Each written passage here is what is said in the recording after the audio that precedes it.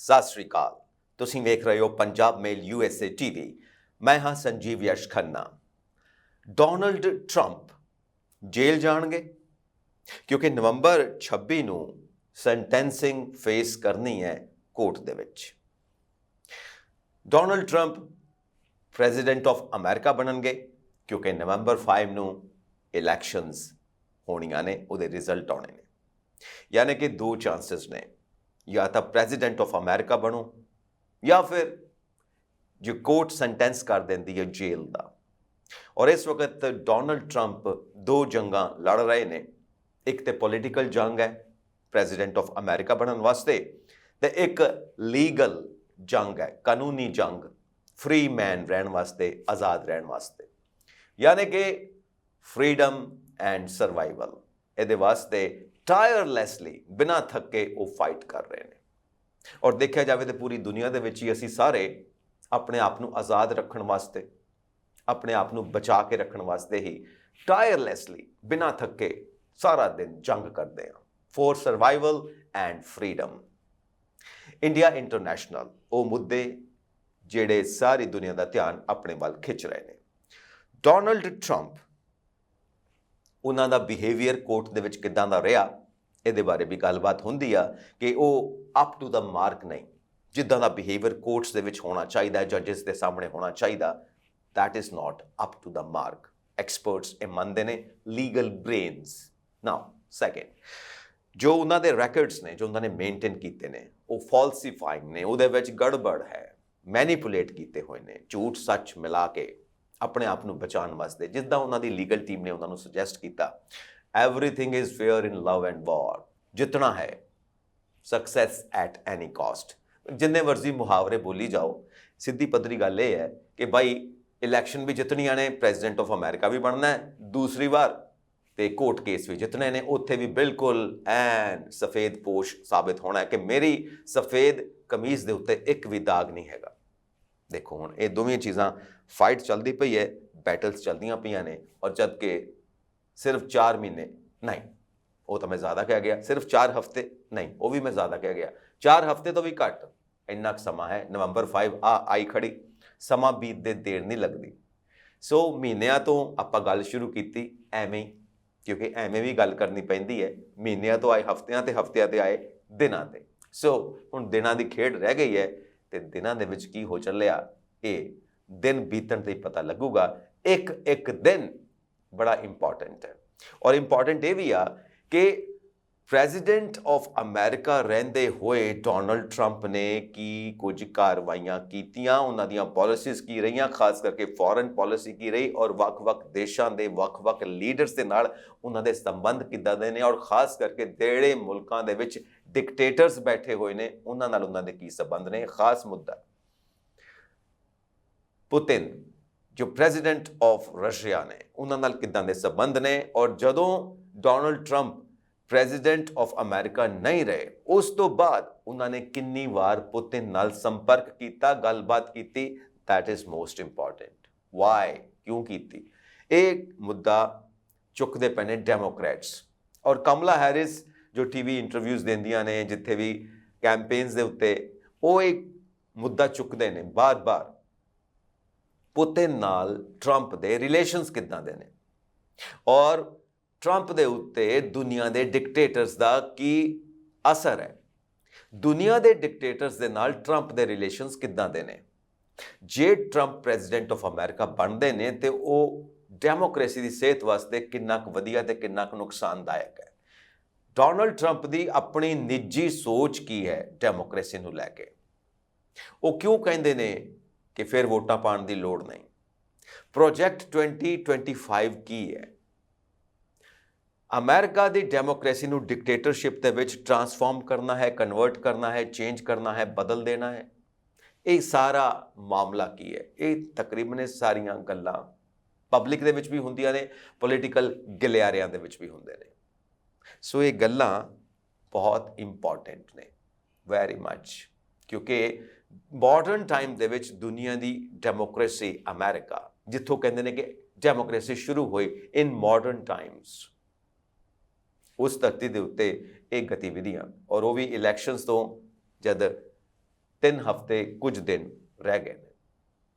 ਸੋ ਇਹ ਕਮਲਾ ਹੈਰਿਸ ਜਿੱਥੇ ਆਪਣੀਆਂ ਇਕਨੋਮਿਕ ਪਾਲਿਸੀਜ਼ ਦੀ ਗੱਲ ਕਰਦੇ ਨੇ, ਜਿੱਥੇ ਆਪਣੀ ਫੋਰਨ ਪਾਲਿਸੀ ਦੀ ਗੱਲ ਕਰਦੇ ਨੇ, ਉੱਥੇ ਇਹ ਮੁੱਦਾ ਜ਼ਰੂਰ ਚੁੱਕਦੇ ਨੇ। ਬਾਕੀ ਤੇ ਮੁੱਦੇ ਅਸੀਂ ਜਾਣਦੇ ਹੀ ਹਾਂ, ਐਬੋਰਸ਼ਨ ਦਾ, ਮਾਈਗ੍ਰੈਂਟਸ ਦਾ, ਓਪਰਚੁਨਿਟੀ ਇਕੋਨਮੀ ਦਾ, ਇਹ ਸਾਰੇ ਮੁੱਦੇ ਚੱਲਦੇ ਨੇ। ਕਮਲਾ ਹੈਰਿਸ ਇਸ ਚੀਜ਼ ਦੇ ਉੱਤੇ ਗੱਲ ਜ਼ਰੂਰ ਕਰਦੇ ਨੇ ਕਿ ਪੁਤਿਨ ਐਂਡ ਟਰੰਪ ਦੇ ਰਿਲੇਸ਼ਨ ਐਂਡ ਟਰੰਪ ਐਂਡ ਦੁਨੀਆ ਦੇ ਬਾਕੀ ਡਿਕਟੇਟਰ ਦੇ ਰਿਲੇਸ਼ਨ ਔਰ ਟਰੰਪ ਦੀ ਆਪਣੀ ਨਿੱਜੀ ਸੋਚ ਕੀ ਹੈ, ਇਸ ਚੀਜ਼ ਦੇ ਉੱਤੇ ਖਾਸ ਤੌਰ ਤੇ ਗੱਲਬਾਤ ਹੁੰਦੀ ਹੈ। ਔਰ ਜੋ ਬਾਈਡਨ ਇਹ ਗੱਲ ਕਹਿੰਦੇ ਰਹੇ ਨੇ ਔਰ JD ਵਾਂਸ ਬਾਰੇ ਵੀ ਗੱਲ ਕਹਿੰਦੇ ਨੇ ਕਿ ਉਹ ਹੂਬਹੂ ਡੋਨਲਡ ਟਰੰਪ ਦੀ ਹੀ ਕਾਪੀ ਨੇ। ਸੋ ਲੈਟ ਅਸ ਸੀ, ਡਿਸੀਜ਼ਨ ਤੇ ਹੁਣ ਅਮਰੀਕਨਸ ਦੇ ਹੱਥ ਦੇ ਵਿੱਚ ਹੈ ਨਾ, ਅਮਰੀਕਾ ਦੀ ਜਨਤਾ ਦੇ ਹੱਥ ਦੇ ਵਿੱਚ ਹੈ, ਉਹ ਕੀ ਡਿਸੀਜ਼ਨ ਲੈਂਦੇ ਨੇ ਇਹ ਤੇ ਆਉਣ ਵਾਲਾ ਵਕਤ ਦੱਸੇਗਾ। ਔਰ ਕਮਲਾ ਹੈਰਿਸ ਜਿੱਥੋਂ ਤੱਕ ਆਪਣੀ ਫੋਰਨ ਪਾਲਿਸੀ ਦੀ ਗੱਲ ਕਰਦੇ ਨੇ ਆਪਣੀਆਂ ਇੰਟਰਵਿਊਜ਼ ਦੇ ਵਿੱਚ, ਉਹ ਸੇਮ ਹੈ ਬਾਈਡਨ ਕਮਾਲਾ ਐਡਮਿਨਿਸਟ੍ਰੇਸ਼ਨ। ਜੋ ਮਿਸਟਰ ਬਾਈਡਨ ਲੈ ਕੇ ਚੱਲ ਰਹੇ ਨੇ ਉਸੇ ਨੂੰ ਹੀ ਕਮਾਲਾ ਨੇ ਕੰਟੀਨਿਊ ਕਰਨਾ ਹੈ। ਔਰ ਬੇਸ਼ੱਕ ਕੁਝ ਨਾ ਕੁਝ ਆਪਣੀ ਛਾਪ ਛੱਡਣ ਵਾਸਤੇ ਕੁਝ ਨਾ ਕੁਝ ਵੱਖਰਾ ਤੇ ਕਰਨਾ ਹੁੰਦਾ ਹੀ ਹੈ ਕਿ ਪਤਾ ਲੱਗੇ ਕਮਾਲਾ ਵੀ ਹੈਗੇ ਨੇ ਭਾਈ, ਜੇ ਉਹ ਪ੍ਰੈਜ਼ੀਡੈਂਟ ਆਫ ਅਮਰੀਕਾ ਬਣਦੇ ਨੇ ਤਾਂ ਆਪਣੀ ਪਛਾਣ ਵੀ ਜ਼ਰੂਰੀ ਹੈ, ਤੇ ਨਾਲ ਜੋ ਲੀਗੇਸੀ ਚੱਲਦੀ ਪਈ ਹੈ, ਜੋ ਪਿੱਛੋਂ ਸਾਰਾ ਪਰੰਪਰਾ ਚੱਲਦੀ ਪਈ ਆ, ਉਸ ਨੂੰ ਲੈ ਕੇ ਤੁਰਨਾ ਵੀ ਜ਼ਰੂਰੀ ਹੈ, ਕਿਉਂਕਿ ਉਸੇ ਬੇਸ ਦੇ ਉੱਤੇ ਤਾਂ ਵੋਟਰਸ ਨੇ, ਵੋਟ ਬੈਂਕ ਹੈ, ਉਸ ਨੂੰ ਵੀ ਤਾਂ ਸੇਵ ਕਰਕੇ ਰੱਖਣਾ ਹੈ। ਸੋ ਵੋਟਰਸ ਐਂਡ ਵੋਟ ਬੈਂਕ ਦੇ ਨਾਲ ਇੱਕ ਲੇਟੈਸਟ ਰਿਪੋਰਟ ਇਹ ਹੈ ਕਿ ਜੋ ਇਹ ਯੁੱਧ ਚੱਲਦਾ ਪਿਆ ਇਜ਼ਰਾਈਲ ਦੇ ਵਿੱਚ, ਉਸ ਕਰਕੇ ਜੋ ਅਫਗਾਨ ਅਮਰੀਕਨਸ ਨੇ ਉਹ ਕਿਤੇ ਨਾ ਕਿਤੇ ਟੁੱਟਦੇ ਪਏ ਨੇ ਕਮਲਾ ਹੈਰਿਸ ਨਾਲੋਂ ਜਾਂ ਬਾਈਡਨ ਪ੍ਰਸ਼ਾਸਨ ਨਾਲੋਂ। ਇਹ ਵੀ ਇੱਕ ਰਿਪੋਰਟ ਹੈਗੀ ਆ। ਨਾਓ ਹੁਣ ਲੇਟੈਸਟ ਰਿਪੋਰਟਸ ਦੀ ਆਪਾਂ ਗੱਲ ਕਰਦੇ ਹਾਂ ਜੋ ਇਸ ਵਕਤ ਅਮਰੀਕਾ ਦੀ ਧਰਤੀ ਦੇ ਉੱਤੇ ਚੱਲਦਾ ਪਿਆ। ਸਭ ਤੋਂ ਜ਼ਿਆਦਾ ਇਕੋਨਮੀ ਦੀ ਗੱਲ ਹੋ ਰਹੀ ਹੈ। ਆਪਣੀਆਂ ਸਾਰੀਆਂ ਕੈਂਪੇਨਸ ਦੇ ਵਿੱਚ ਟਰੰਪ ਤੇ ਕਮਲਾ ਹੈਰਿਸ ਲਗਾਤਾਰ trade, tariffs and domestic manufacturing, ਵਪਾਰ ਕਿੱਦਾਂ ਦਾ ਹੋਏਗਾ ਦੁਨੀਆ ਦੇ ਨਾਲ, ਔਰ ਨਾਲ ਟੈਕਸਿਸ ਦਾ ਸਿਸਟਮ ਕੀ ਰਹੇਗਾ, ਤੇ ਅਮਰੀਕਾ ਦੀ ਜਿਹੜੀ ਇੰਡਸਟਰੀ ਹੈ, ਡੋਮੈਸਟਿਕ ਇੰਡਸਟਰੀ, ਆਪਣੀ ਇੰਡਸਟਰੀ ਅਮਰੀਕਾ ਦੀ, ਉਹਦੀ ਹਾਲਾਤ ਬਾਰੇ ਹੀ ਗੱਲਬਾਤ ਕਰਦੇ ਨੇ ਕਿ ਉਹਦੀ ਟਰਾਂਸਫਾਰਮੇਸ਼ਨ ਕਿੱਦਾਂ ਹੈ, US ਇਕੋਨਮੀ ਦੀ ਟਰਾਂਸਫਾਰਮੇਸ਼ਨ ਕਿੱਦਾਂ, ਨਵੀਂ ਕਿਵੇਂ ਕਰਨੀ ਹੈ, ਬਦਲਣਾ ਕਿਵੇਂ ਹੈ, ਇਹ ਸਭ ਗੱਲਾਂ ਬਾਤਾਂ ਚੱਲਦੀਆਂ ਨੇ। ਤੇ ਨਾਲ ਜਿਹੜੀ ਵਰਕਿੰਗ ਕਲਾਸ ਹੈ ਉਹਨਾਂ ਨਾਲ ਸੰਬੰਧ ਕਿੱਦਾਂ ਦੇ ਹੋਣ। ਡੈਮੋਕ੍ਰੇਟਸ ਵੀ ਇਹਦੇ ਉੱਤੇ ਕੰਮ ਕਰ ਰਹੇ ਨੇ, ਰਿਪਬਲਿਕਨਸ ਵੀ ਇਹਦੇ ਉੱਤੇ ਕੰਮ ਕਰ ਰਹੇ ਨੇ।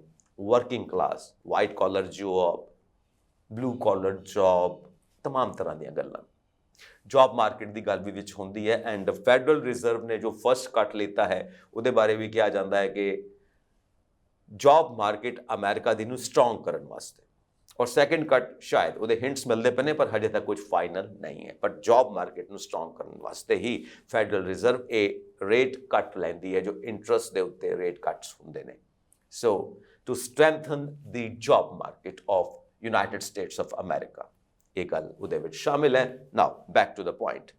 ਸੋ ਟਰਾਂਸਫਾਰਮੇਸ਼ਨ ਕਰਨੀ ਹੈ, US ਦੀ ਇਕੋਨਮੀ ਦੀ ਟਰਾਂਸਫਾਰਮੇਸ਼ਨ ਕਰਨੀ ਹੈ ਜਿਹੜੀ ਵਰਕਿੰਗ ਕਲਾਸ ਦੇ ਨਾਲ ਸੰਬੰਧ ਨੇ, ਔਰ ਇਹਦੇ ਵਿੱਚ ਖਾਸ ਜ਼ਿਕਰ ਹੁੰਦਾ ਹੈ north American free trade agreement, ਜੋ 1994 ਜਨਵਰੀ 1 ਤੋਂ ਲਾਗੂ ਹੋ ਚੁੱਕਾ ਹੈ, ਯਾਨੀ ਕਿ ਡੈਕੇਡਸ ਬੀਤ ਚੁੱਕੇ ਨੇ, ਕਈ ਸਾਲ ਬੀਤ ਚੁੱਕੇ ਨੇ।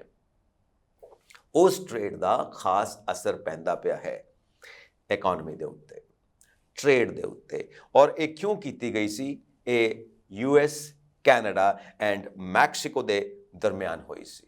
ਵਾਈ? ਟ੍ਰੇਡ ਬੈਰੀਅਰਸ ਨੂੰ ਖਤਮ ਕਰਨ ਵਾਸਤੇ ਕਿ ਫ੍ਰੀ ਟ੍ਰੇਡ ਹੋ ਜਾਏ, ਔਰ ਨਾਰਥ ਅਮਰੀਕਾ ਦੇ ਵਿੱਚ ਫ੍ਰੀ ਟ੍ਰੇਡ ਦਾ ਸਾਰਾ ਮਾਹੌਲ, ਸਾਰੀ ਜ਼ੋਨ ਸਥਾਪਿਤ ਕਰਨ ਵਾਸਤੇ। ਪਰ ਉਹਦੇ ਰਿਜ਼ਲਟਸ ਉਹ ਨਹੀਂ ਆਏ ਜੋ ਐਕਸਪੈਕਟ ਕੀਤੇ ਗਏ ਸੀ। ਜਨਵਰੀ 1 1994 ਤੋਂ ਨਾਫਾ ਕਰਕੇ ਇਹਨੂੰ ਕਹਿੰਦੇ ਨੇ, ਉਹ ਲਾਗੂ ਹੈ north American free trade agreement ਜੋ ਹੈ ਉਸ ਦੀ ਗੱਲ ਆਪਾਂ ਕਰ ਰਹੇ ਹਾਂ। ਅਮਰੀਕਾ ਦੇ ਪੋਲਿਟਿਕਸ ਨੂੰ ਇਸ ਐਗਰੀਮੈਂਟ ਨੇ ਤੋੜਿਆ ਹੈ, ਖਿੰਡਾ ਦਿੱਤਾ ਹੈ। ਬਿਕਾਜ਼ ਜਦੋਂ ਤੰਦਾਂ ਨਾ ਹੱਥ 'ਚ ਆਉਣ, ਕੋਈ ਉੱਧਰ ਨੂੰ ਤੇ ਕੋਈ ਉੱਧਰ ਨੂੰ, ਤੇ ਪਤਾ ਨਹੀਂ ਲੱਗਦਾ ਖਲੇਰੇ ਨੂੰ ਸਾਂਭਣਾ ਕਿਵੇਂ ਹੈ। ਇਹ ਚੀਜ਼ ਤਾਂ ਇਸ ਦਾ ਅਸਰ ਪਿਆ ਹੈ ਅਮਰੀਕਨ ਪੋਲਿਟਿਕਸ ਦੇ ਉੱਤੇ, ਔਰ ਵਰਕਿੰਗ ਕਲਾਸ ਨੂੰ ਕੰਟਰੋਲ ਕਰਨ ਵਾਸਤੇ ਹਰ ਪਾਰਟੀ, ਦੋਵੇਂ ਪਾਰਟੀਆਂ ਆਪਣੀ ਆਪਣੀ ਜਦੋਜਹਿਦ ਕਰਦੀਆਂ ਪਈਆਂ ਨੇ, ਪਰ ਸਮਝ ਕੁਝ ਨਹੀਂ ਆ ਰਹੀ ਬਿਕਾਜ਼ ਇਹ ਲੜੀਆਂ ਖਿਲ ਰਹੀਆਂ ਪਈਆਂ ਨੇ ਔਰ ਇਹਨਾਂ ਨੂੰ ਸਮੇਟਣ ਦੀ ਕੋਸ਼ਿਸ਼ ਹੁੰਦੀ ਪਈ ਆ। ਲਾਈਕਵਾਈਜ਼ ਜਦੋਂ ਵੀ ਇਕਨੋਮੀ ਦੀ ਗੱਲ ਹੁੰਦੀ ਹੈ ਤਾਂ ਰਿਪਬਲਿਕਨਸ ਵੀ ਉਹੀ ਗੱਲ ਕਰਦੇ ਨੇ, ਡੈਮੋਕ੍ਰੇਟਸ ਵੀ ਉਹੀ ਗੱਲ ਕਰਦੇ ਨੇ ਬਿਕਾਜ਼ ਦੇਸ਼ ਤਾਂ ਇੱਕੋ ਹੀ ਹੈ ਨਾ, ਇਕਨੋਮੀ ਵੀ ਇੱਕੋ ਹੀ ਹੈ ਨਾ। ਹੁਣ ਕੋਈ ਜਾਦੂ ਦੀ ਕਿਸੇ ਕੋਲ ਸੋਟੀ ਤਾਂ ਹੈ ਨਹੀਂ, ਮੈਜਿਕ ਵਾਂਡ ਤਾਂ ਹੈ ਨਹੀਂ ਕਿ ਇਹ ਘੁਮਾਣਗੇ ਤੇ ਫਟਾਫਟ ਸਭ ਕੁਝ ਠੀਕ ਹੋ ਜਾਏਗਾ। You will have to work, toil ਚਾਹੀਦੀ ਹੈ ਇਹਦੇ ਵਾਸਤੇ, ਰਾਤ ਦਿਨ ਤੁਹਾਨੂੰ ਮਿਹਨਤ ਕਰਨੀ ਪੈਣੀ ਆ। ਸੋ ਇਸ ਐਗਰੀਮੈਂਟ ਦਾ ਜੋ ਨਾਫਤਾ ਕਹਿੰਦੇ ਨੇ ਉਸ ਦਾ ਖਾਸ ਅਸਰ ਪਿਆ ਹੈ ਨਾਓ। ਔਰ ਇਹ ਰਿਪੋਰਟ ਨਵੀਂ ਇੱਕ ਆਈ ਹੈ, ਇਹ ਰਿਪੋਰਟ ਕਹਿੰਦੀ ਆ ਕਿ ਜੇ ਟਰੰਪ ਬਣਦੇ ਨੇ ਪ੍ਰੈਜ਼ੀਡੈਂਟ ਆਫ ਅਮਰੀਕਾ ਤਾਂ ਅਮਰੀਕਾ ਦੇ ਉੱਤੇ ਜਿਹੜਾ ਕਰਜ਼ਾ ਹੈ ਜ਼ਿਆਦਾ ਵਧੇਗਾ ਬਨਿਸਬਤ ਕੰਪੈਰੇਟਿਵਲੀ ਜੇ ਕਮਲਾ ਹੈਰਿਸ ਆਉਂਦੇ ਨੇ ਤਾਂ ਇੰਨਾ ਨਹੀਂ ਹੋਏਗਾ। ਔਰ ਇਹ ਵੀ ਕਿਹਾ ਜਾਂਦਾ ਹੈ ਕਿ ਕਮਲਾ ਹੈਰਿਸ ਜਿੰਨਾ ਕਰਜ਼ਾ ਕਰ ਸਕਦੇ ਨੇ ਅਮਰੀਕਾ ਦੇ ਉੱਤੇ ਉਸ ਤੋਂ ਡਬਲ ਕਰ ਦੇਣਗੇ ਡੋਨਲਡ ਟਰੰਪ। ਇੱਕ ਫਰੈਸ਼ ਰਿਪੋਰਟ ਹੈ ਔਰ ਇਹ ਕਿਸ ਆਧਾਰ ਦੇ ਉੱਤੇ ਹੈ ਅਜੇ ਇਹ ਸੱਚਾਈ ਤੇ ਸਾਹਮਣੇ ਨਹੀਂ ਆਉਂਦੀ ਪਈ, ਬਟ ਇੱਕ ਰਿਪੋਰਟ ਹੈ ਔਰ ਇਹਦੇ ਆંકੜੇ ਜੇ ਦੇਖੋ ਤਾਂ ਇੱਕ ਕੇਸ ਸਟੱਡੀ ਬਣਦੀ ਹੈ, ਉਹਦੇ ਉੱਤੇ ਇੱਕ ਡਿਬੇਟ ਬਣਦਾ ਹੈ ਕਿ ਵਾਈ ਦੁਨੀਆ ਭਰ ਦੇ ਇਕਨੋਮਿਸਟ ਇਹ ਕਿਹੜੀ ਗੱਲ ਕਰਦੇ ਪਏ ਨੇ, ਇਹ ਕਿੱਧਰ ਨੂੰ ਲੈ ਕੇ ਜਾਂਦੇ ਪਏ ਨੇ। ਹਾਲਾਂਕਿ ਜਦੋਂ ਅਸੀਂ ਵੋਟਰਸ ਨੂੰ ਐਨਾਲਾਈਜ਼ ਕਰਦੇ ਹਾਂ ਤਾਂ ਅਕਸਰ ਐਕਸਪਰਟਸ ਕਹਿੰਦੇ ਨੇ ਕਿ ਇਕਨੋਮੀ ਦੇ ਪੁਆਇੰਟ ਆਫ ਵਿਊ ਦੇ ਨਾਲ ਲੋਕਾਂ ਦਾ ਟਰਸਟ ਡੋਨਲਡ ਟਰੰਪ ਦੇ ਉੱਤੇ ਜ਼ਿਆਦਾ ਹੈ, ਪਰ ਨਾਲ ਦੀ ਨਾਲ ਕਮਲਾ ਹੈਰਿਸ ਦੀਆਂ ਜੋ ਇਕਨੋਮਿਕ ਸਪੀਚਸ ਦੇਖਦੇ ਹਾਂ ਉਹ ਜਿੱਦਾਂ ਐਲੈਬੋਰੇਟ ਕਰਦੇ ਨੇ ਆਪਣੀਆਂ ਪਾਲਿਸੀਜ਼ ਨੂੰ, ਉਦੋਂ ਲੱਗਦਾ ਹੈ ਕਿ ਵੋਟਰਸ ਦਾ ਟਰਸਟ ਸ਼ਿਫਟ ਹੋ ਕੇ ਡੋਨਲਡ ਟਰੰਪ ਤੋਂ ਜਾਂਦਾ ਪਿਆ ਹੈ ਕਮਲਾ ਹੈਰਿਸ ਵੱਲ। ਬਟ ਇਹ ਜਿਹੜੀ ਨਿਊ ਰਿਪੋਰਟ ਆ, ਇਸ ਰਿਪੋਰਟ ਦੇ ਵਿੱਚ ਇਹ ਗੱਲ ਕਹੀ ਜਾ ਰਹੀ ਹੈ ਕਿ ਕਮਲਾ ਹੈਰਿਸ ਜਿੰਨਾ ਕਰਜ਼ਾ ਕਰ ਸਕਦੇ ਨੇ ਅਮਰੀਕਾ ਦੀ ਇਕਨੋਮੀ ਦੇ ਉੱਤੇ, ਡੋਨਲਡ ਟਰੰਪ ਹੋ ਸਕਦਾ ਉਸ ਤੋਂ ਡਬਲ ਕਰ ਦੇਣ, ਪਰ ਉਸ ਤੋਂ ਜ਼ਿਆਦਾ ਹੀ ਕਰਨਗੇ। ਸੋ ਇਹ तमाम ਗੱਲਾਂ ਕਿਸੇ ਹੋਰ ਪਾਸੇ ਹੀ ਸੋਚ ਨੂੰ ਲੈ ਕੇ ਜਾਂਦੀਆਂ ਨੇ ਔਰ ਵਾਕਈ ਹੀ ਜਨਤਾ ਦੇ ਅੰਦਰ ਜੋ ਸਿਟੀਜ਼ਨਸ ਆਫ ਅਮਰੀਕਾ ਨੇ ਉਹਦੇ ਅੰਦਰ ਇਹ ਗੱਲਾਂ ਘਰ ਵੀ ਕਰ ਜਾਂਦੀਆਂ ਨੇ ਤੇ ਸੋਚਣ ਤੇ ਮਜਬੂਰ ਵੀ ਕਰਦੀਆਂ ਨੇ ਕਿ ਆਉਣ ਵਾਲੇ ਟਾਈਮ ਦੇ ਵਿੱਚ ਸਾਡੇ ਸਰਵਾਈਵਲ ਦਾ ਤੇ ਸਾਡੀ ਫਰੀडम ਦਾ ਕੀ ਬਣੇਗਾ। ਬਿਕੋਜ਼ ਅਸੀਂ ਗੱਲ ਕਰ ਰਹੇ ਹਾਂ ਕਿ ਅਸੀਂ ਸਾਰੇ ਆਜ਼ਾਦੀ ਵਾਸਤੇ ਤੇ ਆਪਣੇ ਬਚਾਓ ਵਾਸਤੇ ਹੀ ਜਦੋਜਹਿਦ ਹਮੇਸ਼ਾ ਕਰਦੇ ਹਾਂ। ਕਿਸੇ ਵੀ ਪ੍ਰੋਫੈਸ਼ਨ 'ਚ ਹੋਈਏ, ਕੋਈ ਵੀ ਕੰਮ ਕਰਦੇ ਹੋਈਏ, ਸਾਨੂੰ ਆਪਣਾ ਬਚਾਓ ਚਾਹੀਦਾ ਹੈ, ਸਾਨੂੰ ਆਪਣੀ ਆਜ਼ਾਦੀ ਪਿਆਰੀ ਹੈ। ਸੋ ਇਸ ਚੀਜ਼ ਨੂੰ ਐਕਸਪੈਕਟ ਕਰਦੇ ਨੇ। ਔਰ ਬਿਜ਼ਨਸ ਦੇ ਵਿੱਚ ਇੱਕ ਗੱਲ ਇਹ ਹੈ ਕਿ ਤੁਸੀਂ ਉਸੇ ਹੀ ਪਾਰਟੀ ਕੋਲ ਜਾਂਦੇ ਹੋ ਜਿਸ ਪਾਰਟੀ ਕੋਲ ਸਾਰੇ ਜਾ ਰਹੇ ਨੇ, ਜਾਂ ਉਸੇ ਦੇਸ਼ ਕੋਲ ਜਾਂਦੇ ਹੋ ਟ੍ਰੇਡ ਵਾਸਤੇ ਜਿਸ ਦੇਸ਼ ਕੋਲ ਸਾਰੇ ਜਾ ਰਹੇ ਨੇ। ਇਸ ਦੇ ਬਨਿਸਬਤ ਇਕਨੋਮਿਸਟ, ਫਾਈਨੈਂਸ਼ੀਅਲ ਐਕਸਪਰਟਸ ਕਹਿੰਦੇ ਨੇ ਕਿ ਇਸ ਵਕਤ ਜੋ ਅਮਰੀਕਾ ਦੇ ਇਨਵੈਸਟਰਸ ਨੇ ਉਹਨਾਂ ਨੂੰ ਖੈਰ ਇਹ ਦੇਖਣਾ ਚਾਹੀਦਾ ਕਿ ਫਾਇਦਾ ਕਿੱਧਰ ਹੈ। ਇਹ ਨਹੀਂ ਕਿ ਭੇਡ ਚਾਲ ਵਾਕਣ ਜਿਹੜੇ ਸਾਰੇ ਬਾਕੀ ਦੇਸ਼ਾਂ ਦੇ ਲੋਕ ਕਿਸੇ ਇੱਕ ਦੇਸ਼ ਵੱਲ, ਕਿਸੇ ਇੱਕ ਟ੍ਰੇਡ ਵੱਲ ਜਾਂ ਕਿਸੇ ਕੰਮ ਵੱਲ ਜਾ ਰਹੇ ਨੇ, ਅਸੀਂ ਵੀ ਉੱਧਰ ਜਾਈਏ। ਨੋ, ਥੋੜ੍ਹਾ ਐਨਾਲਾਈਜ਼ ਕਰਕੇ ਇੱਕ ਡਿਫਰੈਂਟ ਪਹਿਚਾਣ ਨਾਲ ਕੋਈ ਨਵਾਂ ਬਿਜ਼ਨਸ ਐਸਟੈਬਲਿਸ਼ ਕਰ ਸਕਦੇ ਹੋ, ਕਿਉਂਕਿ ਪੋਟੈਂਸ਼ੀਅਲ ਹੈਗਾ ਇਸ ਵਕਤ ਇਕਨੋਮੀ ਦੇ ਵਿੱਚ, ਦੁਨੀਆ ਭਰ ਦੇ ਇਕਨੋਮੀ ਦੇ ਵਿੱਚ। ਵਾਈ? ਬਿਕੋਜ਼ 60+ ਦੇਸ਼ਾਂ ਦੇ ਵਿੱਚ ਇਸ ਵਕਤ ਇਲੈਕਸ਼ਨਸ ਨੇ। 2024 ਦਾ ਸਾਲ ਪੂਰੀ ਦੁਨੀਆ ਦੇ ਵਿੱਚ ਇਲੈਕਸ਼ਨਸ ਦਾ ਸਾਲ ਗਿਣਿਆ ਜਾਂਦਾ। ਨਵੀਆਂ ਗਵਰਨਮੈਂਟਸ ਬਣ ਰਹੀਆਂ ਨੇ, ਇਸ ਕਰਕੇ ਉਹ ਫ੍ਰੀ ਟ੍ਰੇਡ ਵਾਸਤੇ ਐਸੀਆਂ ਪਾਲਿਸੀਜ਼ ਬਣਾਉਣਗੀਆਂ ਕਿ ਤੁਸੀਂ ਉਹਨਾਂ ਨਾਲ ਕੰਟੈਕਟ ਕਰਕੇ ਇੱਕ ਵਧੀਆ ਗਰਾਊਂਡ, ਇੱਕ ਵਧੀਆ ਮਾਰਕੀਟ ਲੱਭ ਸਕਦੇ ਹੋ। ਸਕੋਪ ਹੈ ਵਰਲਡ ਮਾਰਕੀਟ ਦੇ ਵਿੱਚ। ਔਰ ਜੋ 2025 ਦੇ ਵਿੱਚ ਕਹਿੰਦੇ ਨੇ ਥੋੜ੍ਹਾ ਸਲੋ ਡਾਊਨ ਹੋਏਗਾ, ਹੋ ਸਕਦਾ ਹੈ ਕਿ ਤੁਹਾਡੀਆਂ ਐਫਰਟਸ ਦੇ ਨਾਲ ਉਹ ਸਲੋ ਡਾਊਨ ਨਾ ਹੋਵੇ।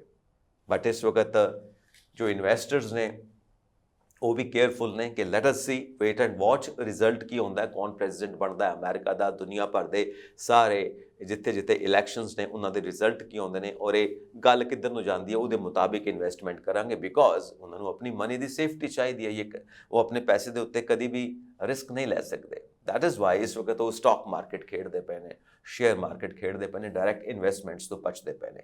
ਵੇਟ ਐਂਡ ਵਾਚ ਦੀ ਸਥਿਤੀ ਇਸ ਵਕਤ ਬਣੀ ਹੋਈ ਹੈ।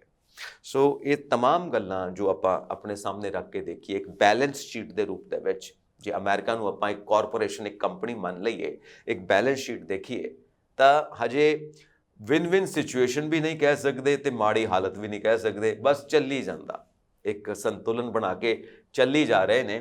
ਔਰ ਮੇਨ ਚੀਜ਼ ਉਦੋਂ ਪਤਾ ਲੱਗੇਗੀ ਨਵੰਬਰ 5 ਤੋਂ ਬਾਅਦ ਗੱਲ ਕਿੱਧਰ ਨੂੰ ਜਾਂਦੀ ਹੈ। ਉਸ ਤੋਂ ਬਾਅਦ ਹੀ ਡਿਸੀਜ਼ਨਸ ਹੋਣਗੇ ਕਿ ਫੋਰਨ ਪਾਲਿਸੀ ਕੀ ਹੋਏਗੀ, ਡੋਮੈਸਟਿਕ ਟੈਕਸ ਕੀ ਹੋਣਗੇ ਤੇ ਕਿਹੜੇ ਦੇਸ਼ ਨਾਲ ਕਿਹੜੇ ਰਿਲੇਸ਼ਨਸ ਹੋਣਗੇ, ਔਰ ਡਾਲਰ ਨੂੰ ਲੈ ਕੇ ਜੋ ਡੀ ਡਾਲਰਾਈਜੇਸ਼ਨ ਦੀ ਗੱਲ ਹੁੰਦੀ ਆ ਉਹਨੂੰ ਕਿੱਦਾਂ ਹੈਂਡਲ ਕੀਤਾ ਜਾਏਗਾ। ਤਮਾਮ ਗੱਲਾਂ ਨੂੰ ਦੇਖਣਾ ਪੈਣਾ ਹੈ। ਨਾਓ ਵਾਰਸ ਦੀ ਆਪਾਂ ਗੱਲ ਕਰਦੇ ਹਾਂ, ਕਿਉਂਕਿ ਵਾਰਸ ਦਾ ਖਾਸ ਕਰਕੇ ਇੰਪੈਕਟ ਪੈਂਦਾ ਹੈ ਪੂਰੀ ਦੁਨੀਆ ਦੇ ਉੱਤੇ, ਔਰ ਪੈ ਵੀ ਰਿਹਾ, ਇਕੋਨਮੀ ਦੇ ਉੱਤੇ ਤਾਂ ਖਾਸ ਕਰਕੇ ਪੈ ਰਿਹਾ। So we start with Zelensky the hero. ਖਾਸ ਕਰਕੇ ਹੁਣ ਉਹ ਸਟਾਰ ਨਹੀਂ ਰਹੇ, ਕਿਉਂਕਿ ਉਹਨਾਂ ਦਾ ਹੁਣ ਉਹ ਦਬਦਬਾ ਜਾਂ ਲੋਕਾਂ ਦੇ ਦਿਲਾਂ ਦੇ ਵਿੱਚ ਉਹ ਅਕਸ ਨਹੀਂ ਰਹਿ ਗਿਆ, ਉਹ ਇਮੇਜ ਨਹੀਂ ਰਹਿ ਗਈ ਜੋ ਸ਼ੁਰੂਆਤ ਵਿੱਚ ਸੀ 2-2.5 ਸਾਲ ਪਹਿਲਾਂ। ਕਿਉਂਕਿ ਹੁਣ ਲੋਕੀ ਵੀ ਥੱਕ ਗਏ ਨੇ, ਅੱਕ ਗਏ ਨੇ ਵੀ ਕੀ ਚੱਲੀ ਜਾਂਦਾ। ਵਾਰਸ ਹੁਣ ਵਾਰਸ ਦੇ ਨਾਲ ਐਡਜਸਟ ਕਰਨਾ ਸਿੱਖ ਗਏ ਨੇ, ਬਟ ਵਾਰਸ ਦੇ ਨਾਲ ਐਡਜਸਟ ਕਰਨਾ ਤਾਂ ਜ਼ਿੰਦਗੀ ਨਹੀਂ ਹੁੰਦੀ। ਬਟ ਕੀ ਕੀਤਾ ਜਾਏ। ਨਾਓ ਜ਼ੈਲੈਂਸਕੀ ਕਹਿੰਦੇ ਨੇ ਕਿ ਮੈਨੂੰ ਮਿਜ਼ਾਈਲਸ ਚਾਹੀਦੀਆਂ ਨੇ ਤਾਂ ਕਿ ਜ਼ਿਆਦਾ ਜਲਦੀ ਮੈਂ ਰਿਜ਼ਲਟ ਲੈ ਕੇ ਆਵਾਂ ਯੁੱਧ ਦੇ ਮੈਦਾਨ ਵਿੱਚ। ਰਸ਼ੀਆ ਨੂੰ ਮੈਂ ਸੀਜ਼ ਫਾਇਰ ਵਾਸਤੇ ਮਜਬੂਰ ਕਰ ਦੇਵਾਂ। ਔਰ ਕੁਝ ਹੋਰ ਮੀਟਿੰਗਸ ਵੀ ਕਰ ਰਹੇ ਨੇ ਕਿ ਅਸੀਂ ਆਪਣੀ ਡੋਮੈਸਟਿਕ ਇੰਡਸਟਰੀ ਡਿਵੈਲਪ ਕਰ ਲਈਏ ਹਥਿਆਰ ਬਣਾਉਣ ਦੀ, ਯੂਕਰੇਨ ਦੇ ਅੰਦਰ ਹੀ, ਜੋ ਸਾਡੀਆਂ ਡੋਮੈਸਟਿਕ ਸਪਲਾਈਜ਼ ਹੋਣ ਤਾਂ ਕਿ ਸਾਨੂੰ ਜੰਗ ਦੇ ਵਿੱਚ ਹਥਿਆਰਾਂ ਦੀ ਕਮੀ ਨਾ ਹੋਵੇ। ਹੁਣ ਇਹ ਪੈਸਾ ਕਿੱਥੋਂ ਆਊਗਾ ਇਸ ਇੰਡਸਟਰੀ ਨੂੰ ਡਿਵੈਲਪ ਕਰਨ ਵਾਸਤੇ? ਐਕਸਪਰਟਸ ਕਿੱਥੋਂ ਆਉਣਗੇ? ਟੈਕਨੋਲੋਜੀ ਕਿੱਥੋਂ ਆਏਗੀ? ਔਰ ਕਿੰਨਾ ਕੁ ਵਕਤ ਲੱਗੇਗਾ? ਤੁਸੀਂ ਕਿੰਨਾ ਕੁ ਵਕਤ ਵੇਟ ਕਰ ਸਕਦੇ ਹੋ? ਤੁਹਾਡਾ ਸਾਰਾ ਯੁੱਧ ਦੇ ਟੋਟਲ ਨਾਟੋ ਦੀ ਸਪੋਰਟ ਦੇ ਉੱਤੇ ਡਿਪੈਂਡ ਕਰਦਾ ਹੈ, ਯੂਨਾਈਟਿਡ ਸਟੇਟਸ ਆਫ ਅਮਰੀਕਾ ਦੀ ਪਰਮਿਸ਼ਨਸ ਦੇ ਉੱਤੇ ਡਿਪੈਂਡ ਕਰਦਾ ਹੈ। In fact you are fighting a proxy war. NATO ਵਾਸਤੇ ਤੁਸੀਂ ਇੱਕ ਪ੍ਰੋਕਸੀ ਵਾਰ ਲੜਦੇ ਪਏ ਹੋ, ਆਪਣੇ ਆਪ ਦੇ ਵਿੱਚ ਤੁਸੀਂ ਕੁਝ ਵੀ ਨਹੀਂ ਹੋ। ਸੋ ਇਹ ਡੋਮੈਸਟਿਕ ਇੰਡਸਟਰੀ ਡਿਵੈਲਪ ਕਰਨਾ, ਇਹ ਵਿਕਟਰੀ ਪਲਾਨ ਐਂਡ ਐਵਰੀਥਿੰਗ, ਇਹਦਾ ਕੀ ਮਤਲਬ ਨਿਕਲੇਗਾ ਜਦੋਂ ਤੱਕ ਯੂਨਾਈਟਿਡ ਸਟੇਟਸ ਆਫ ਅਮਰੀਕਾ ਇਹਦੇ ਉੱਤੇ ਆਪਣੀ ਸਟੈਂਪ ਨਹੀਂ ਲਗਾਉਂਦਾ, ਪਰਮਿਸ਼ਨ ਨਹੀਂ ਦਿੰਦਾ। ਸੋ ਦਿਸ ਇਜ਼ ਹੈਪਨਿੰਗ। ਔਰ ਨਾਲ ਉਹ ਕਹਿੰਦੇ ਨੇ ਕਿ ਅਸੀਂ ਰਸ਼ੀਆ ਦੀਆਂ ਫੋਰਸਿਸ ਦੇ ਉੱਤੇ ਪ੍ਰੈਸ਼ਰ ਮੇਨਟੇਨ ਕੀਤਾ ਹੋਇਆ। ਓਕੇ, ਰਸ਼ੀਆ ਕਹਿੰਦਾ ਕਿ ਮੈਂ ਐਡਵਾਂਸ ਕਰਦਾ ਪਿਆ, ਕਿਉਂਕਿ ਮਾਸਕੋ ਦੀ ਵਾਰ ਮਸ਼ੀਨ ਵੈਰੀ ਪਾਵਰਫੁਲ, ਉਹ ਆਪਣੇ ਆਪ ਆਪਣੇ ਬਲਬੂਤੇ ਤੇ ਨੇ। ਹਾਲਾਂਕਿ ਉਹਨਾਂ ਕੋਲ ਵੀ ਸਪੋਰਟ ਹੈ, ਉਹਨਾਂ ਦੇ ਨਾਲ ਵੀ ਭਾਈਵਾਲ ਹੈਗੇ ਨੇ। ਅਸੀਂ ਅਕਸਰ ਗੱਲ ਕਰਦੇ ਹਾਂ, ਈਰਾਨ ਹੈ, ਚਾਈਨਾ ਹੈ, ਨਾਰਥ ਕੋਰੀਆ ਹੈ, ਹੋਰ ਵੀ ਆ ਕੇ ਮਿਲ ਸਕਦੇ ਨੇ ਉਹਨਾਂ ਦੇ ਨਾਲ। ਬਟ ਸਟਿਲ ਪੋਜੀਸ਼ਨ ਇਹ ਹੈ। ਔਰ ਹੰਗਰੀ ਦੇ ਪ੍ਰਾਈਮ ਮਿਨਿਸਟਰ ਔਰਬਾਨ, ਉਹਨਾਂ ਨੇ ਇੱਕ ਸਟੇਟਮੈਂਟ ਦਿੱਤੀ ਹੈ ਕਿ ਯੂਕਰੇਨ ਕਦੀ ਵੀ ਯੁੱਧ ਦੇ ਵਿੱਚ, ਲੜਾਈ ਦੇ ਮੈਦਾਨ ਦੇ ਵਿੱਚ ਰਸ਼ੀਆ ਤੋਂ ਨਹੀਂ ਜਿੱਤ ਸਕਦਾ। Russia is dam powerful. ਤਾਂ ਇਹ ਵੀ ਇੱਕ ਸਟੇਟਮੈਂਟ ਹੈ। ਔਰ ਇਹ ਕੁਝ ਐਕਸਪਰਟਸ ਦੀ ਵੀ ਰਾਏ ਹੈ ਕਿ ਜ਼ੈਲੈਂਸਕੀ ਉਹ ਇਹ ਸੋਚਣ ਕਿ ਇਹ ਯੁੱਧ ਦੇ ਮੈਦਾਨ ਦੇ ਵਿੱਚ ਜੋ ਹਾਲਾਤ ਬਣ ਗਏ ਨੇ, ਟੇਬਲ ਤੇ ਬਹਿ ਕੇ ਗੱਲਬਾਤ ਹੋ ਸਕਦੀ ਹੈ, ਔਰ ਕੁਝ ਟੈਰੀਟਰੀ ਤੁਹਾਡੇ ਕੋਲ ਵੀ ਰਹੇਗੀ, ਕੁਝ ਟੈਰੀਟਰੀ ਰਸ਼ੀਆ ਕੋਲ ਵੀ ਰਹੇਗੀ। ਜੋ ਪ੍ਰੈਕਟੀਕਲ ਸੱਚਾਈ ਹੈ ਉਹਨੂੰ ਐਕਸੈਪਟ ਕਰੋ, ਔਰ ਲੋਕਾਂ ਦੀਆਂ ਜਾਨਾਂ ਜਾ ਰਹੀਆਂ ਨੇ ਉਸ ਨੂੰ ਰੋਕੋ। ਲੜਕੀਆਂ ਦੇ ਰੇਪਸ ਹੋ ਰਹੇ ਨੇ, ਕਿਉਂਕਿ ਬੁਰਾਈ ਨੂੰ ਜਨਮ ਦੇਗੀ। ਔਰ ਇਹ ਰਿਪੋਰਟਸ ਨੇ, ਔਰਤਾਂ ਦੇ ਨਾਲ ਮਿਸਬਿਹੇਵ ਕਿੱਥੇ ਨਹੀਂ ਹੁੰਦਾ, ਹਰ ਥਾਂ ਤੇ ਹੁੰਦਾ। ਰੇਪਸ ਹੋ ਰਹੇ ਨੇ, ਬੱਚਿਆਂ ਦੀਆਂ ਜਾਨਾਂ ਜਾ ਰਹੀਆਂ ਨੇ। ਸੋ ਇਹ ਸਭ ਚੱਲਦਾ ਪਿਆ। You will have to stop. ਔਰ ਯੂਨਾਈਟਿਡ ਨੇਸ਼ਨਸ ਹਮੇਸ਼ਾ ਇਹ ਗੱਲ ਕਹਿੰਦਾ ਹੈ, ਯੂਨਾਈਟਿਡ ਯੂਐਨਓ ਵੱਲੋਂ ਇਹ ਹਮੇਸ਼ਾ ਗੁਟਾਰੇਸ ਕਹਿੰਦੇ ਰਹਿੰਦੇ ਨੇ, ਸਟਾਪ ਦਿਸ ਆਲ, ਬਹੁਤ ਹੋ ਗਿਆ। ਔਰ ਸੇਮ ਗਾਜ਼ਾ ਦੇ ਵਿੱਚ ਵੀ ਬਣਿਆ ਹੋਇਆ ਹੈ। ਔਰ ਇਸ ਵਕਤ ਸਿਚੁਏਸ਼ਨ ਇਹ ਹੈ ਕਿ ਜੋ ਯੂਨਾਈਟਿਡ ਸਟੇਟਸ ਆਫ ਅਮਰੀਕਾ ਦੀਆਂ ਫੋਰਸਿਸ ਨੇ, ਉਹ ਇੱਕ ਨਵੀਂ ਏਜ ਵਾਸਤੇ, ਇੱਕ ਨਵੇਂ ਸਮੇਂ ਵਾਸਤੇ, ਆਉਣ ਵਾਲੇ ਸਮੇਂ ਵਾਸਤੇ, ਫਿਊਚਰ ਵਾਸਤੇ ਤਿਆਰੀਆਂ ਕਰਦੀਆਂ ਪਈਆਂ ਨੇ ਕਿ ਆਉਣ ਵਾਲੇ ਸਮੇਂ ਦੇ ਵਿੱਚ ਯੁੱਧ ਕਿੱਦਾਂ ਦਾ ਹੋ ਸਕਦਾ ਹੈ, ਜੀਓ ਪੋਲਿਟਿਕਸ ਕਿੱਦਾਂ ਦਾ ਹੋ ਸਕਦਾ ਹੈ, ਜੀਓ ਇਕਨੋਮਿਕਸ ਕਿੱਦਾਂ ਦੀ ਹੋ ਸਕਦੀ ਹੈ, ਪਾਵਰ ਸ਼ਿਫਟਿੰਗ ਕਿੱਦਾਂ ਦੀ ਹੋਏਗੀ ਆਫਟਰ ਨਵੰਬਰ 5। ਇਸ ਕਰਕੇ ਜਿਹੜੀਆਂ ਸਪੇਸ ਫੋਰਸਿਸ ਨੇ ਯੂਨਾਈਟਿਡ ਸਟੇਟਸ ਆਫ ਅਮਰੀਕਾ ਦੀਆਂ, ਉਹ ਵੀ ਸੈਪਰੇਟ ਤਿਆਰੀ ਕਰ ਰਹੀਆਂ ਨੇ। ਫੈਡਰਲ ਏਜੰਸੀਜ਼ ਵੀ ਤਿਆਰੀਆਂ ਕਰ ਰਹੇ ਨੇ, ਔਰ ਸੀਕ੍ਰੇਟ ਸਰਵਿਸ ਵੀ ਤਿਆਰੀ ਕਰ ਰਹੀ ਹੈ। ਯਾਨੀ ਕਿ ਯੂਨਾਈਟਿਡ ਸਟੇਟਸ ਆਫ ਅਮਰੀਕਾ ਦੀਆਂ ਜਿਹੜੀਆਂ ਤਮਾਮ ਫੋਰਸਿਸ ਨੇ, they are preparing for new age. ਨਵਾਂ ਸਮਾਂ ਆ ਰਿਹਾ, ਉਹਦੇ ਵਾਸਤੇ ਤਿਆਰੀ ਚੱਲਦੀ ਪਈ ਹੈ। ਸੋ ਬੀ ਸ਼ੋਰ ਕਿ ਨਵੰਬਰ 5 ਤੋਂ ਬਾਅਦ ਜੋ ਦੁਨੀਆ ਦੀ ਰੂਪ ਰੇਖਾ ਹੋਏਗੀ, ਜੋ ਦੁਨੀਆ ਦਾ ਨਵਾਂ ਰੂਪ ਹੋਏਗਾ, ਉਹ ਦੇਖਣ ਵਾਲਾ ਹੋਏਗਾ, ਸਾਡੀ ਇਮੈਜੀਨੇਸ਼ਨ ਤੋਂ ਪਰਾਂ ਦਾ ਹੋਏਗਾ। ਲੱਗੇਗਾ ਇੱਦਾਂ ਦਾ ਹੀ ਕਿ ਇੱਦਾਂ ਦੀ ਦੁਨੀਆ ਕੀ ਹੈ ਯਾਰ, ਨਵੰਬਰ 5 ਦੀ ਵੀ ਇੱਦਾਂ ਦੀ ਸਵੇਰ ਸੀ, ਨਵੰਬਰ 6 ਦੀ ਵੀ ਉੱਦਾਂ ਦੀ ਸਵੇਰ ਹੈ, ਨਵੰਬਰ 10 ਦੀ ਵੀ ਉੱਦਾਂ ਦੀ ਸਵੇਰ ਹੈ, ਔਰ ਸੁੱਖ ਨਾਲ 2025 ਚੜ੍ਹ ਗਿਆ, 1 ਜਨਵਰੀ ਦੀ ਵੀ ਉੱਦਾਂ ਦੀ ਸਵੇਰ ਹੈ। ਇਹ ਤਾਂ ਸਾਡਾ ਸਿੱਧਾ ਸਾਦਾ ਹਿਸਾਬ ਹੈ ਨਾ, ਇਹ ਤਾਂ ਸਾਡਾ ਹਿਸਾਬ ਹੈ ਕਿ ਹਾਂ ਜੀ ਉੱਦਾਂ ਦਾ ਹੀ ਹੈ, ਕੋਈ ਫਰਕ ਨਹੀਂ ਪਿਆ। ਉਹ ਤਾਂ ਸਾਨੂੰ ਲੱਗਦਾ, ਪਰ ਅੰਦਰ ਕੀ ਫਰਕ ਪੈ ਰਿਹਾ, ਪਾਵਰ ਸ਼ਿਫਟ ਕੀ ਹੋ ਰਿਹਾ, ਇਹ ਟਾਈਮ ਦੇ ਨਾਲ ਪਤਾ ਲੱਗੂਗਾ। ਜਦੋਂ ਸਾਡੇ ਬਟੂਏ ਦੇ ਉੱਤੇ ਪ੍ਰੈਸ਼ਰ ਪੈਣਾ, ਜਦੋਂ ਸਾਡੀਆਂ ਜੌਬਸ ਦੇ ਉੱਤੇ ਪ੍ਰੈਸ਼ਰ ਪੈਣਾ, ਜਦੋਂ ਸਾਡੇ ਲਾਈਫ ਸਟਾਈਲ ਦੇ ਉੱਤੇ ਪ੍ਰੈਸ਼ਰ ਪੈਣਾ, ਜਦੋਂ ਸਾਡੀ ਫਰੀਡਮ ਦੇ ਉੱਤੇ ਪ੍ਰੈਸ਼ਰ ਪੈਣਾ, ਜਦੋਂ ਸਾਡੇ ਸਰਵਾਈਵਲ ਦੇ ਉੱਤੇ ਪ੍ਰੈਸ਼ਰ ਪੈਣਾ। ਸੋ ਮੇਨ ਥਿੰਗ ਇਹੀ ਆ ਕਿ ਆਪਣੇ ਆਪ ਨੂੰ ਬਚਾਉਣਾ ਕਿਵੇਂ ਅਤੇ ਆਜ਼ਾਦ ਕਿਵੇਂ ਰੱਖਣਾ ਹੈ, ਇਸ ਦੇ ਉੱਤੇ ਜਦੋਂ ਪ੍ਰੈਸ਼ਰ ਮਹਿਸੂਸ ਹੋਏਗਾ ਤੁਹਾਨੂੰ ਪਤਾ ਲੱਗ ਜਾਏਗਾ ਪਾਵਰ ਸ਼ਿਫਟ ਹੁੰਦੀ ਪਈ ਹੈ। ਨਾਓ ਆਪਾਂ ਗਾਜ਼ਾ ਵਾਰ ਵੱਲ ਵੱਧਦੇ ਹਾਂ। ਕਬਾੜਖਾਨਾ ਇੰਨਾ ਹੋ ਗਿਆ, ਉੱਥੇ ਬੰਬ ਸੁੱਟ ਕੇ ਇੰਨਾ ਜ਼ਿਆਦਾ ਮਤਲਬ ਮਟੀਰੀਅਲ ਪਿਆ ਹੋਇਆ, ਕਿਤੇ ਬੰਬਾਂ ਦੀ ਸ਼ੈਲਿੰਗ ਅਤੇ ਕਿਤੇ ਟੱਠੀਆਂ ਹੋਈਆਂ ਇਮਾਰਤਾਂ, ਤਮਾਮ ਤਰ੍ਹਾਂ ਦੀ ਤਬਾਹੀ। ਸਾਲਾਂ ਲੱਗ ਜਾਣੇ ਨੇ ਉਹ ਕੂੜਾ ਸਮੇਟਣ ਨੂੰ। ਉਹਦੇ ਵਾਸਤੇ ਕੀ ਪਲਾਨ ਹੈ? ਇਸ ਵਕਤ ਇਹ ਵਾਰ ਲਗਾਤਾਰ ਅੱਗੇ ਵਧ ਰਹੀ ਆ, ਔਰ ਇਹ ਵਾਰ ਕ੍ਰਾਈਮ ਹੋ ਚੁੱਕਾ ਹੈ ਇੰਟਰਨੈਸ਼ਨਲ ਲਾਅ ਦੇ ਮੁਤਾਬਿਕ, ਜੋਨੋਸਾਈਡ ਹੋ ਚੁੱਕਾ ਹੈ। ਤੁਸੀਂ ਸਮੂਹਿਕ ਹੱਤਿਆ ਕਰਦੇ ਪਏ ਹੋ, ਜੋ ਵੀ ਕਰਦੇ ਪਏ ਹੋ, ਚਾਹੇ ਉਹ ਗਾਜ਼ਾ ਹੈ, ਚਾਹੇ ਉਹ ਲੈਬਨਾਨ ਹੈ, ਚਾਹੇ ਉਹ ਯਮਨ ਹੈ, ਚਾਹੇ ਉਹ ईरान है, चाहे वो इजराइल है, एनीबडी। ये ਸਮੂਹਿਕ ਹੱਤਿਆ ਹੋ ਰਹੀ ਹੈ ਔਰ ਇਹ ਵਾਰ ਲਗਾਤਾਰ ਵੱਧ ਰਹੀ ਹੈ। ਔਰ ਇਸ ਖਿੱਤੇ ਦੇ ਵਿੱਚ ਟਕਰਾਅ ਦੀ ਸਥਿਤੀ ਇਹ ਬਣੀ ਹੋਈ ਹੈ ਕਿ ਆਮ ਲੋਕਾਂ ਦੀ ਜਾਨ ਮੁੱਠੀ ਦੇ ਵਿੱਚ ਹੈ, ਕਿਸੇ ਵਕਤ ਕੁਝ ਵੀ ਹੋ ਸਕਦਾ। ਔਰ ਦੁਨੀਆ ਭਰ ਦੇ ਵਿੱਚ ਜੋ ਸ਼ਾਂਤੀ ਨੂੰ ਪਸੰਦ ਕਰਨ ਵਾਲੇ ਲੋਕ ਨੇ, ਉਹ ਜਿਹਨੂੰ ਆਪਾਂ ਪੰਜਾਬੀ 'ਚ ਕਹੀਏ ਛੱਤ ਦੇ ਉੱਤੇ ਖੜੇ ਹੋ ਕੇ ਰੌਲਾ ਪਾਉਂਦੇ ਪਏ ਨੇ ਦੋਵੇਂ ਬਾਹਾਂ ਉੱਤੇ ਕਰਕੇ, ਉਹ ਬਸ ਕਰੋ, ਉਹ ਬਸ ਕਰੋ, ਰੱਬ ਦਾ ਵਾਸਤਾ ਹੈ, ਸ਼ਾਂਤੀ ਰੱਖੋ, ਸ਼ਾਂਤੀ ਰੱਖੋ, ਠੰਡ ਰੱਖੋ, ਕੂਲ ਹੋ ਜਾਓ। ਕੌਣ ਸੁਣਦਾ ਹੈ? ਕਿਉਂਕਿ ਇਸ ਵਕਤ ਸਾਰੀ ਦੁਨੀਆ ਦੇ ਵਿੱਚ ਦੇਖੀਏ ਤਾਂ ਇਨਸਾਨੀਅਤ ਤਰਾਹੀ ਕਰਦੀ ਪਈ ਆ। ਸੋ ਇੱਕ ਨਵੀਂ ਦੁਨੀਆ ਦੀ ਡਿਵੈਲਪਮੈਂਟ, ਇੱਕ ਨਵਾਂ ਪ੍ਰਯੋਗ ਸਾਡੇ ਸਾਹਮਣੇ ਹੈ, ਜਿਹਦੇ ਰਿਜ਼ਲਟਸ ਬਹੁਤ ਛੇਤੀ ਦੇਖਣ ਨੂੰ ਮਿਲਣਗੇ। ਔਰ ਲੋਕ ਆਪਸ ਦੇ ਵਿੱਚ ਇਹ ਡਿਸਕਸ ਕਰਦੇ ਪਏ ਨੇ। ਸਕੂਲ ਬੰਦ ਨੇ, ਹੌਸਪੀਟਲਸ ਦਾ ਜੋ ਹਾਲ ਹੈ ਉਹ ਦੇਖਦੇ ਹਾਂ, ਔਰ ਜੋ ਸੈਨੀਟੇਸ਼ਨ ਦਾ ਸਿਸਟਮ ਹੈ, ਗੰਦਗੀ ਲੈ ਕੇ ਜਾਂਦਾ ਹੈ ਸ਼ਹਿਰਾਂ ਦੀ, ਉਹ ਪਾਈਪਸ ਦਾ ਕੀ ਹਾਲ ਹੈ ਉਹ ਅਸੀਂ ਦੇਖਦੇ ਹਾਂ। ਸੋ ਇੱਕ ਸਾਰਾ ਕੂੜਾ ਕਰਕਟ, ਇਸ ਨੂੰ ਕਿੱਦਾਂ ਖਤਮ ਕਰਨਾ ਗਾਜ਼ਾ ਵਿੱਚੋਂ, ਇਹ ਵੀ ਦੇਖਣ ਨੂੰ, ਸੋਚਣ ਨੂੰ ਬਹੁਤ ਵੱਡੀ ਗੱਲ ਆ। ਤਾਂ ਸੋਚਣ ਵਾਲੀ ਗੱਲ ਇੱਥੇ ਆਉਂਦੀ ਆ ਕਿ ਜੋ ਲਾਸਟ ਈਅਰ ਅਕਤੂਬਰ 7 ਨੂੰ ਹੋਇਆ ਸੀ, ਜੋ ਹਮਾਸ ਨੇ ਕੀਤਾ, ਉਸ ਤੋਂ ਬਾਅਦ ਇਜ਼ਰਾਈਲ ਨੇ ਕੀ ਕਰਨਾ ਸੀ? ਇਜ਼ਰਾਈਲ ਨੇ ਸਿੱਧਾ ਡਿਕਲੇਅਰ ਕਰ ਦਿੱਤੀ ਵਾਰ, ਔਰ ਅਟੈਕਸ ਸ਼ੁਰੂ ਹੋ ਗਏ। ਕਿਆ ਇਹਦਾ ਕੋਈ ਹੋਰ ਮੈਥਡ ਹੋ ਸਕਦਾ ਸੀ ਕਿ ਵਾਰ ਨਾ ਕਰਕੇ ਕੁਝ ਹੋਰ ਕੀਤਾ ਜਾਂਦਾ? ਉਸ ਵਕਤ ਇਹ ਗਲਤੀ ਹੋ ਗਈ, ਔਰ ਇਹ ਗਲਤੀ ਹੁਣ ਤੱਕ ਖਾਮਿਆਜ਼ਾ ਸਾਰੇ ਭੁਗਤਦੇ ਪਏ ਨੇ। ਲਮਹੋਂ ਨੇ ਖਤਾ ਕੀ, ਸਦੀਆਂ ਨੇ ਸਜ਼ਾ ਪਾਈ। ਇੱਕ ਫੈਕਟ ਹੈ, ਛੋਟੀ ਛੋਟੀਆਂ ਗਲਤੀਆਂ ਅਸੀਂ ਥੋੜ੍ਹੇ ਪਲਾਂ 'ਚ ਕਰਦੇ ਹਾਂ, ਔਰ ਸਦੀਆਂ ਤੱਕ ਉਹਦੇ ਨਤੀਜੇ ਭੁਗਤਣ ਨੂੰ ਮਿਲਦੇ ਨੇ। Hiroshima Nagasaki, second world war, ਲਮਹੋਂ ਨੇ ਖਤਾ ਕੀ, ਬਸ ਉਹ ਬੰਬ ਸੁੱਟੇ ਨੇ ਹੀਰੋਸ਼ੀਮਾ ਨਾਗਾਸਾਕੀ ਦੇ ਉੱਤੇ, ਸਦੀਆਂ ਨੇ ਸਜ਼ਾ ਪਾਈ। ਹੁਣ ਤੱਕ ਵੀ ਉਹਦੇ ਨਤੀਜੇ ਦੇਖਣ ਨੂੰ ਮਿਲਦੇ ਨੇ, ਲੋਕਾਂ ਦੀ ਸਿਹਤ ਦੇ ਉੱਤੇ ਵੀ।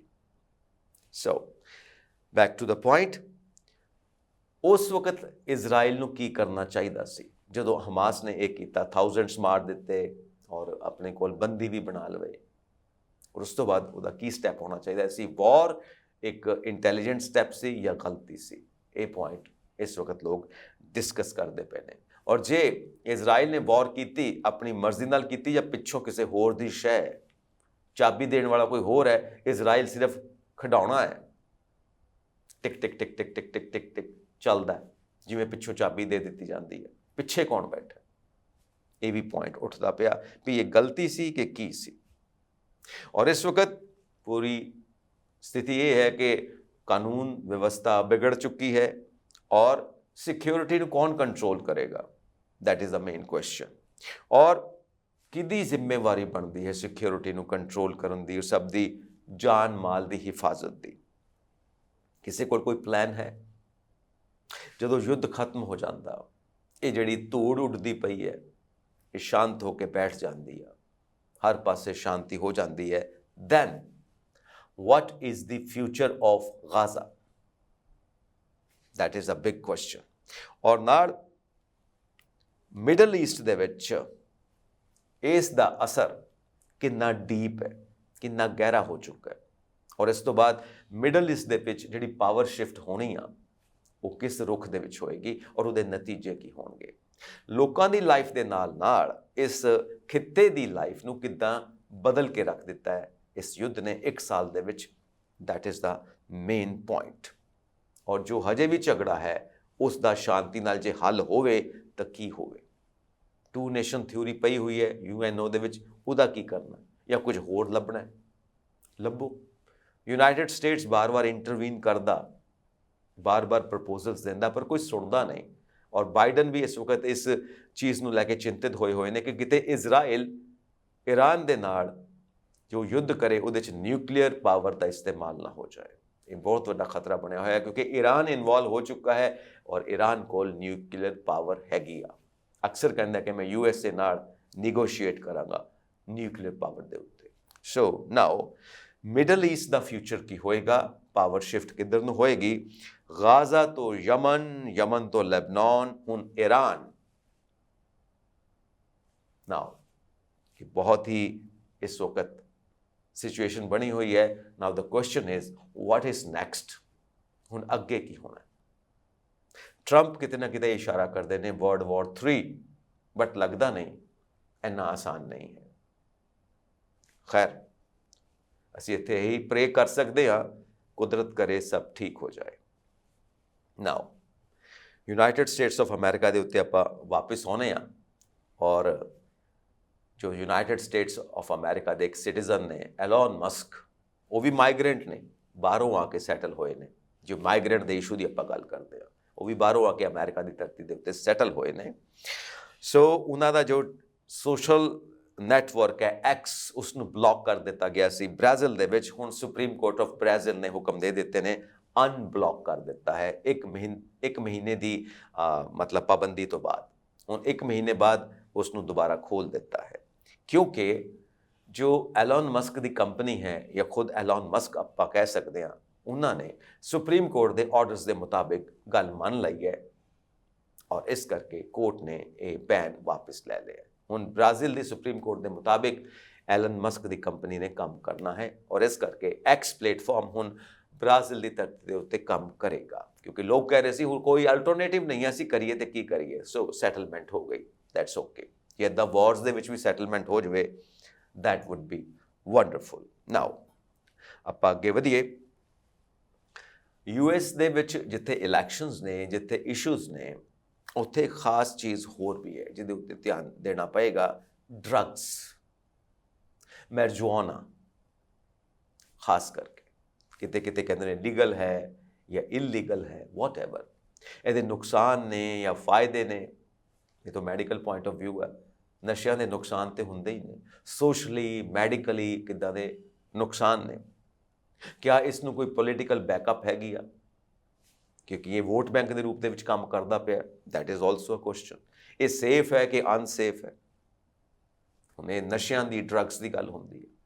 ਪਲੱਸ ਟੂ ਦੈਟ ਕਈ ਇੱਦਾਂ ਦੇ ਨਸ਼ੇ ਨੇ ਸਿੰਥੈਟਿਕ, ਉਹ ਵੀ ਬਹੁਤ ਖਤਰਨਾਕ ਨੇ। ਸੋ ਨਸ਼ਿਆਂ ਦੀ ਹਿਸਟਰੀ ਉਨੀ ਉਹ ਪੁਰਾਣੀ ਹੈ ਜਿੰਨਾ ਇਤਿਹਾਸ ਪੁਰਾਣਾ ਇਨਸਾਨ ਦਾ ਹੈ। ਪਰ ਇਹ ਨੈਚੁਰਲ ਨਸ਼ਿਆਂ ਤੋਂ ਬਾਅਦ ਹੁਣ ਸਿੰਥੈਟਿਕ ਨਸ਼ੇ ਜੋ ਵੀ ਹੈ, ਇਹ ਡਰੱਗਸ ਯੰਗ ਜਨਰੇਸ਼ਨ ਨੂੰ ਕਿੱਦਾਂ ਖਤਮ ਕਰਦੇ ਨੇ ਔਰ ਲੋਕਾਂ ਦੀ ਲਾਈਫ ਨੂੰ ਕਿੱਦਾਂ ਖਤਮ ਕਰਦੇ ਨੇ, ਇਹ ਬਹੁਤ ਵੱਡਾ ਇਸ਼ੂ ਹੈ ਜੋ 2024 ਦੀਆਂ ਇਲੈਕਸ਼ਨਸ ਦੇ ਵਿੱਚ ਚੁੱਕਿਆ ਜਾ ਰਿਹਾ ਹੈ।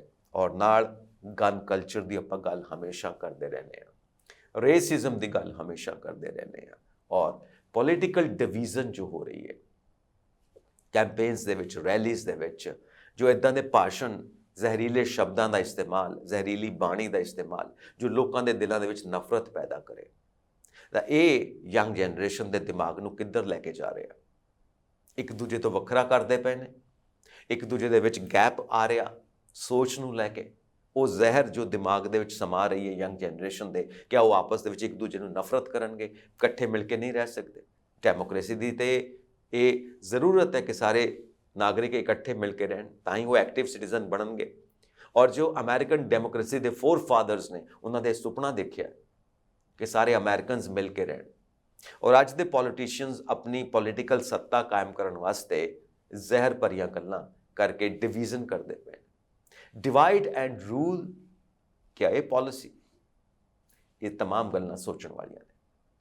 ਤੁਸੀਂ ਕੀ ਵਿਚਾਰ ਰੱਖਦੇ ਹੋ ਇਹਨਾਂ ਸਾਰੇ ਸਬਜੈਕਟਸ ਦੇ ਉੱਤੇ, ਇਹ ਸਾਨੂੰ ਜ਼ਰੂਰ ਇਨਬਾਕਸ ਕਰੋ ਔਰ ਸਾਡਾ ਚੈਨਲ ਪੰਜਾਬ ਮੇਲ USA TV ਜ਼ਰੂਰ ਸਬਸਕ੍ਰਾਈਬ ਕਰੋ, ਕਿਉਂਕਿ ਸਾਰੇ ਜਾਣਦੇ ਨੇ ਕਿ ਅੱਜ ਦੇ ਮਾਹੌਲ ਦੇ ਵਿੱਚ ਨਾ ਡਰੱਗਸ ਦੀ ਲੋੜ ਹੈ, ਨਾ ਗਨ ਕਲਚਰ ਦੀ ਲੋੜ ਹੈ, ਨਾ ਰੇਸਿਜ਼ਮ ਦੀ ਲੋੜ ਹੈ, ਨਾ ਪੋਲੀਟੀਕਲ ਡਿਵੀਜ਼ਨ ਦੀ ਲੋੜ ਹੈ।